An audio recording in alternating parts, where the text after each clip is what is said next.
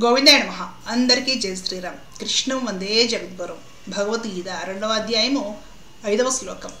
గురూణ హత్వా హి మహానుభావాన్ శ్రేయో భోక్తుం భైక్ష్యమపీహ లోకే హత్వార్థకామాంస్తు గురూని హైవ భుంజీయ భోగాన్ రుధిర ప్రదిగ్ధాన్.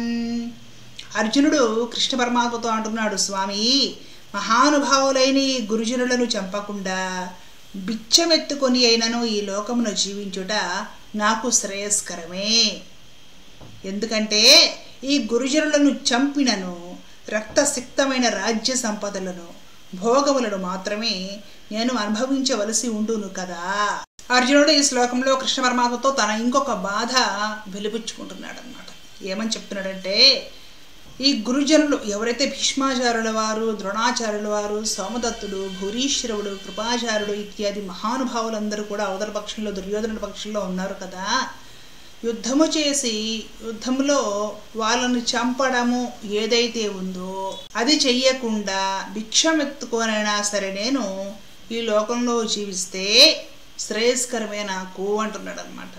క్షత్రియుడికి దానం పుచ్చుకోవడము లేదా భిక్షమెత్తి బ్రతకడం అనేది చాలా నింద్యమైన పని, లోకము నిందించే పని, అవమానకరమైన పని, తన ధర్మానికి వ్యతిరేకమైన పని. క్షత్రియుడు అనేవాడు దానం ఇస్తాడు కానీ దానం పుచ్చుకోకూడదు. క్షత్రియుడు అనేవాడు కష్టపడి పోరాడి బ్రతకాలి కానీ తన ధర్మం నిర్వర్తిస్తూ భిక్షమెత్తుకొని దేహి అని అర్థించి బ్రతకూడదు. అది క్షత్రియుడికి నింద్యమైన పని. ఇప్పుడు అర్జునుడు ఏమంటున్నాడంటే, నా వాళ్ళని కాపాడుకోవడానికి ఈ యుద్ధము నేను మానేసి అవతలకు వెళ్ళి భిక్షమెత్తుకొని భిక్షాటనతో బ్రతుకుతాను. నింద్యమైన పనైనా సరే లోకమును నిందించి, ఛీ నీవేమి క్షత్రియుడురా భిక్షమెత్తుకొని బ్రతుకుతూ ఉన్నావు, దేహి అని అర్థించి నీ శరీరం పోషించుకుంటున్నావు అని లోకమును నిందిస్తే నిందించనీగాక. నేను మాత్రము నా గురుజనులను, పూజ్యులను, పెద్దవారిని చంపి, అది చంపిన తర్వాత మాత్రం బాగుకున్నది ఏముంది? ఆ రక్తశక్తమైన రాజ్య సంపదను అనుభవించాలి. వాళ్ళందరినూ చంపి వాళ్ళు పోయారు కాబట్టి నేను గెలుస్తా. గెలిచిన తర్వాత ఆ రాజ్యం, వీళ్ళందరూ రక్తం పారించి సంపాదించుకున్న రాజ్యం ఏదైతే ఉందో ఆ రాజ్యంలో ఉన్న ఆ సిరి సంపదలను అనుభవించడం కూడా ఒక బ్రతికేనా? అలాంటి సుఖాలు భోగాలు అనుభవించాల్సి ఉంటుంది. అదెక్కడ అదృష్టము, అదెక్కడ సౌభాగ్యం, అది కూడా దురదృష్టకరమే కదా. ఎంతమంది చంపి వీళ్ళ రక్తం ప్రవహింపజేసి యుద్ధభూమిలో సంపాదించుకున్న రాజ్యం, అనుభవించే భోగాలు మొత్తం కూడా రక్తపు కూడు కాదా? వద్దు వద్దు, నేను చేయలేను ఆ పని. క్షణభంగురాలైన ఈ సుఖాల కోసము, అశాశ్వతమైన ఆ రాజ్యము లేదా పదవుల కోసము నాకు పూజ్యులు, పెద్దలు, ఆచార్యులు అయిన ఈ మహాత్ములని నేను యుద్ధము చేసి చంపలేను. ఇది స్పష్టంగా అర్జునుడి వారి ఆలోచన. ఈ రోజుల్లో చాలా మంది తెలుసుకోవాలి, తల్లిదండ్రులు బ్రతికుంటూ అన్నం కూడా పెట్టని వారు చాలా మంది ఉన్నారు. తీసుకెళ్ళి వృద్ధాశ్రమంలో పడేస్తారు. తల్లిదండ్రులే చూసుకోవడం లేదు, అంతకంటే పెద్దలు తాతావు నాన్నమ్మ లాంటి వాళ్ళు బ్రతుకుంటే వాళ్ళని అసలు పట్టించుకునే పని లేదు. అర్జునుడికి ఎందుకు ఆరాటం? వాళ్ళు ఎలాగో పోయేవాళ్ళే. భీష్మాచార్యుల వారికి వయసు అయిపోయింది, ద్రోణాచార్యుల వారు పెద్దవారు, ఆయన కొడుకు అశ్వత్థామ కూడా అర్జునుడితోటి వాడు, కృపాచార్యుడు కూడా అంతే, భూరీశ్వరుడు, సోమదత్తుడు వీళ్ళందరూ ఎవరైతే ఉన్నారో వీళ్ళందరూ కూడా చాలా గొప్ప గొప్పవాళ్ళు, పెద్దలు. మరి వీళ్ళందరూ పోతే మాత్రం ఏంటి? ఎలాగో పెద్దవాళ్ళు అయిపోయారు కదా, ఏదో యుద్ధానికి వచ్చారు, ఇంకా ఓపిక ఉందని కొట్టేద్దాము, అయిపోతుంది, శుభ్రంగా మన రాజ్యం మనం అనుభవించాలి, మనం మంచి వయసులో ఉన్నాం, అనుభవించే వయసు, ఇన్నాళ్ళు ఏదైనా అనుభవించామంటే అజ్ఞాతవాసము, వనవాసము చేసేసి చాలా కష్టాలు పడ్డాము, రాక వచ్చిన అవకాశం చిత్తం కొట్టేసేసి ఎలాగో మనం జయించి హాయిగా మనము సిరి సంపదలతో కొన్నాళ్ళని బ్రతకాలి కదా అనేసి అర్జునుడు ఎందుకు అనుకోవడం లేదు? లోకంలో ఒక పద్ధతి ఉంటుందండి. ఎప్పుడు వయసులో ఉన్నప్పుడు మంచి శక్తి, పుష్టి, బలము, కాస్త చేతిలో 4 రూపాయలు చేసుకోవడానికి పని ఉన్న నడి వయస్సు కాస్త దాటేంత వరకు కూడా మనిషికి ఇంకొకళ్ళ ఆదరణ, అవసరము, అక్కర లేకపోవచ్చు.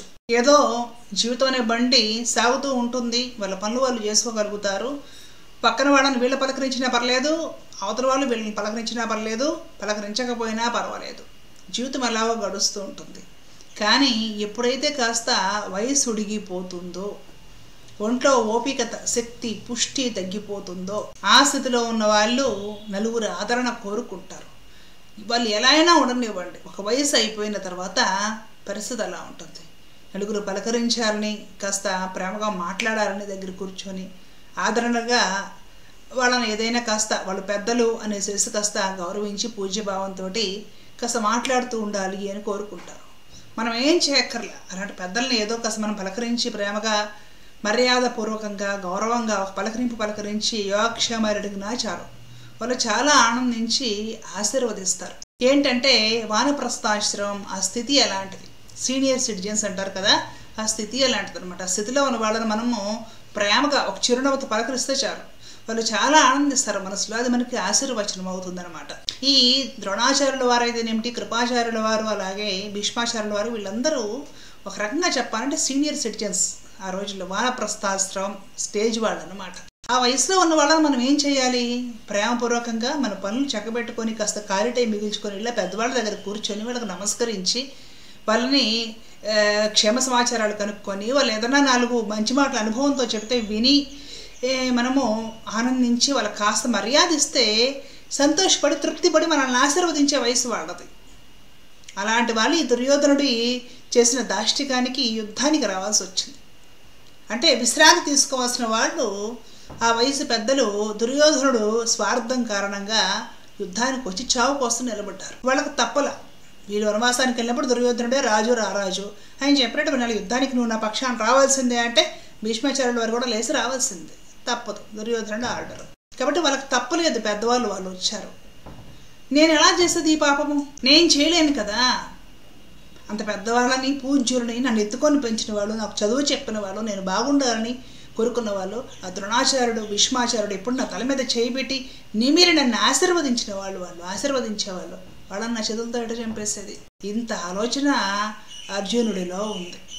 మనము దీన్ని కూడా పట్టుకోవాలి, పాటించాలండి. మంచో చెడో పెద్దవాళ్ళు ఉన్నప్పుడు, వాళ్ళు సీనియర్ సిటిజన్స్గా ఉన్నప్పుడు వాళ్ళ వయసులో ఏం చేశారు ఏమిటి ఇదంతా అలా పక్కన పెట్టేసేసి వాళ్ళ గురించి గాసిప్స్ అవన్నీ వదిలేసి వాళ్ళు మన అపార్ట్మెంట్లోనో లేదంటే మన ఇళ్ళ దగ్గర మన చుట్టుపక్కల కనిపించినప్పుడు ప్రేమపూర్వకంగా మర్యాదగా బాగున్నారా, ఆరోగ్యం బాగుందని పలకరించండి చాలు. ఆ వయసులో వాళ్ళకి కావాల్సింది అదే, పలకరింత, ప్రేమపూర్వకంగా చిరునవ్వుతో పలకరింత, అది కోరుకుంటారు సీనియర్ సిటిజన్స్. కాబట్టి వాళ్ళని పలకరిస్తే వాళ్ళు చాలా ఆనందిస్తారు, మనల్ని ఆశీర్వదిస్తారు. ప్రత్యేకంగా ఆశీర్వదించక్కర్లేదు, వాళ్ళు ఆనందించారంటే మనకు వాళ్ళ నుండి ఆశీర్వచనం అందుతుందండి, అది గుర్తుపెట్టుకోవాలి. పాజిటివ్ వైబ్రేషన్స్ అంటారే ఇదే. కాబట్టి సమాజంలో ఇదొక మంచి నడవడిక, నైతిక విలువలు పెంపొందించుకోవాలి. ఈ విధంగానే ఇతరులతో మనము ఏ విధంగా ప్రవర్తిస్తున్నాము, మన చుట్టుపక్కల వాళ్ళతో మనం ఎలా ప్రవర్తిస్తున్నాం, ఇంట్లో వాళ్ళతో ఎలా ప్రవర్తిస్తున్నాం, భార్యతో ఎలా ప్రవర్తిస్తున్నాం, భర్తతో ఎలా ప్రవర్తిస్తున్నాం, చుట్టుపక్కల పెద్దలతో ఎలా ఉంటున్నాం, పిల్లలతో ఎలా ఉంటున్నాము, నైతిక విలువలు నేర్చుకోవడము, పర్సనాలిటీ డెవలప్మెంట్ లేదా వ్యక్తిత్వ వికాసము అంటే ఇది. మనకి తెలియకుండా ప్రకృతి నుండి లేదా ఆత్మస్వరూపుడే పరమాత్మ అంతటా ఉన్నాడు కాబట్టి మనకు ఆశీర్వచనము వచ్చే పద్ధతి ఇది. అలాగే వాళ్ళని నేను ప్రేమపూర్వకంగా మర్యాదగా నమస్కరించి పలకరిస్తే వాళ్ళు నన్ను ఆశీర్వదించాల్సిన వయసు ఇది. అలాంటి వాళ్ళ మీదకి నేను బాణాలు వేసి యుద్ధం ఎలా చేసేది అనేది అర్జునుడి బాధ. ఇక్కడ మనం ఉండేది ఈ లోకంలో 4 రోజులు, ఎవరైనా 4 రోజులు బంధువులు, మంచి చేశారో చెడే చేశారు. పెద్దలు కనిపించినప్పుడు ప్రపంచాలు పక్కన పెట్టేసేసి బాగున్నారా అని నమస్కరించి పలకరిస్తే సరిపోతుందండి. భగవంతుడి నుండి ఆశీర్వచనం అవుతుంది.